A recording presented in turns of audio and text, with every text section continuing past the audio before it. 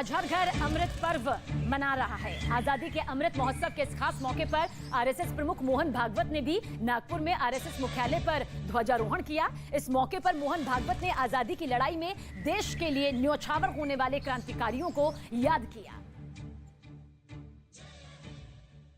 1857 के बाद का ही कालखंड देखते हैं तो प्रत्यक्ष शस्त्रास्त्रों के साथ संघर्ष,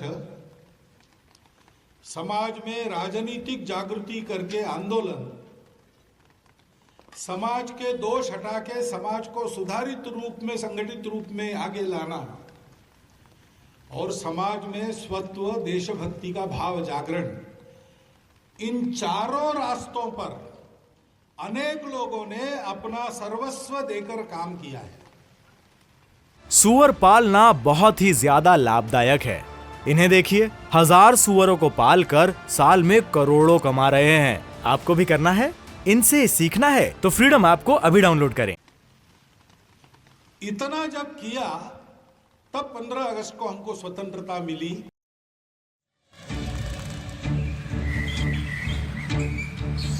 पूरा देश आजादी का अमृत महोत्सव मना रहा है। अमृत यात्रा लगातार आगे बढ़ती जा रही है। अब आपको 4 तस्वीरें यहां पर दिखाने वाले हैं जो कि 4 अलग अलग राज्यों से सामने आई। राज्यों में भी मुख्यमंत्रियों ने ध्वजारोहण किया, तिरंगा फहराया। उत्तर प्रदेश के मुख्यमंत्री योगी आदित्यनाथ, उत्तराखंड के मुख्यमंत्री पुष्कर सिंह धामी, बिहार के सीएम नीतीश कुमार और राजस्थान के मुख्यमंत्री अशोक गहलोत ने ध्वजारोहण यहां पर किया है। देखिए ये तस्वीरें जहां पर जनप्रतिनिधियों ने ध्वजारोहण यहां पर किया।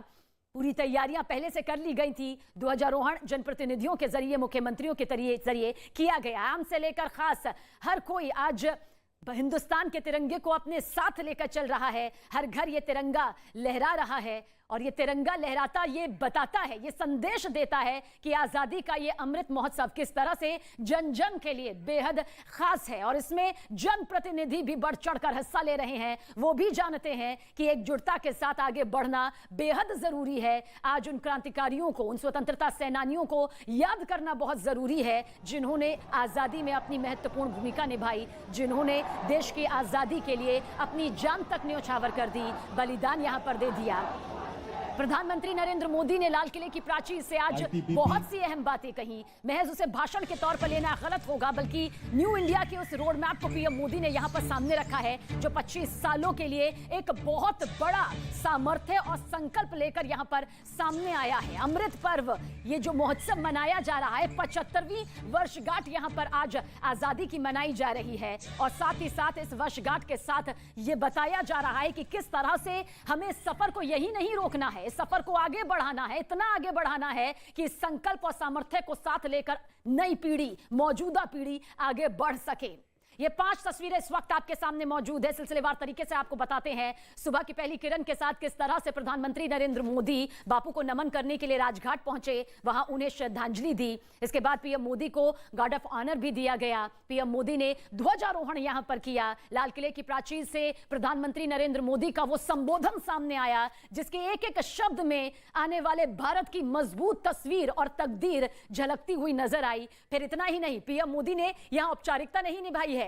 हर बार की तरह उन्होंने अपनी शख्सियत का वो पहलू यहां पर सामने रखा। जब वो बच्चों और युवाओं के बीच गए, उनके साथ उन्होंने बातचीत की और एक जोश अलग ही तरीके से सभी में देखने को मिला। पारंपरिक नृत्य और संगीत से भी गूंज उठा वो पूरा माहौल, जिसमें उन्होंने भांगड़ा और गिद्दा देखा और साथ ही साथ गरबा भी उन्होंने देखा। उनके आते ही हर किसी के जहन में बस यही था कि पीएम उनके सामने है, देश का प्रधानमंत्री उनके सामने। एक अलग ही जोश उन युवाओं में, उन बच्चों में देखने को मिल रहा था जो सुबह से ही यहां पर मौजूद थे, जिन्होंने ह्यूमन फ्लैग के जरिए एकता का, एकजुटता का, सामर्थ्य का, संकल्प का, बदलते भारत की बदलती तस्वीर का, वो मजबूत तकदीर का संदेश दिया, जिसकी तैयारी उन्होंने बहुत पहले से कर रखी थी और यह तैयारी यहां पर कामयाब भी हुई।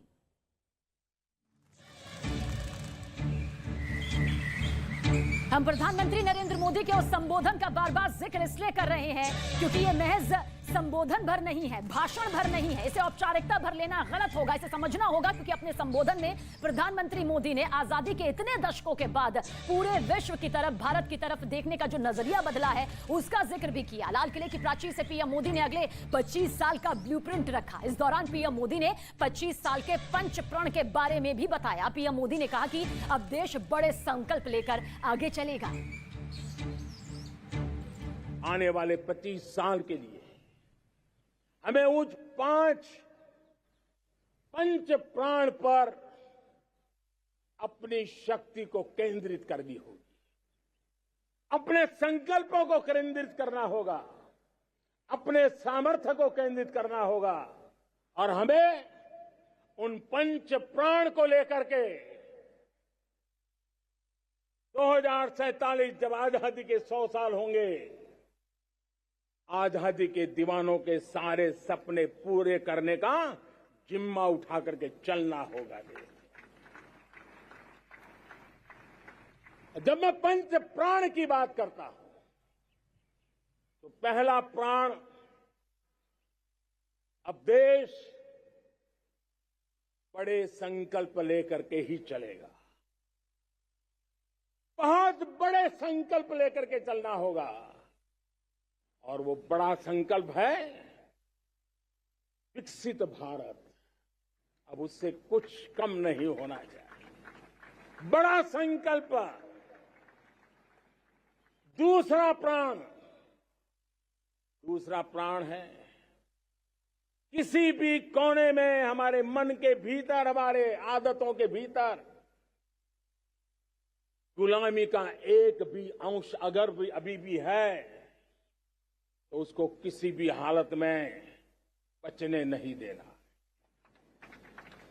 अब 100%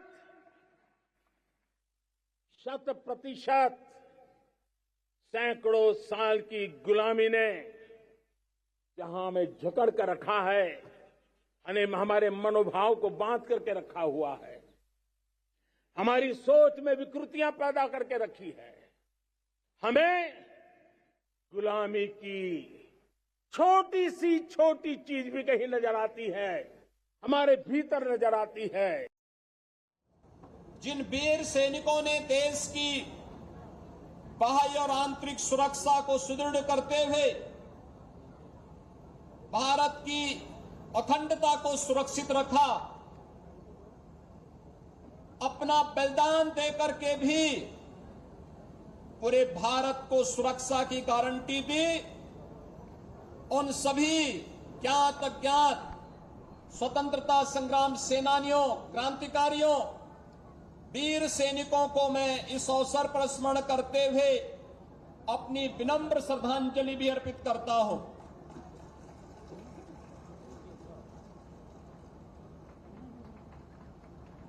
भाइयों बहनों,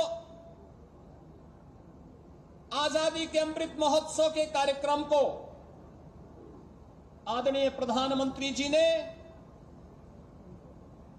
आम जन को जोड़ करके एक राष्ट्रीय उत्सव बनाया है।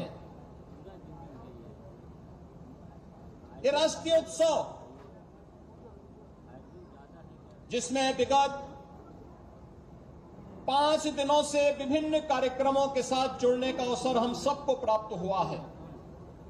11 अगस्त से 17 अगस्त के बीच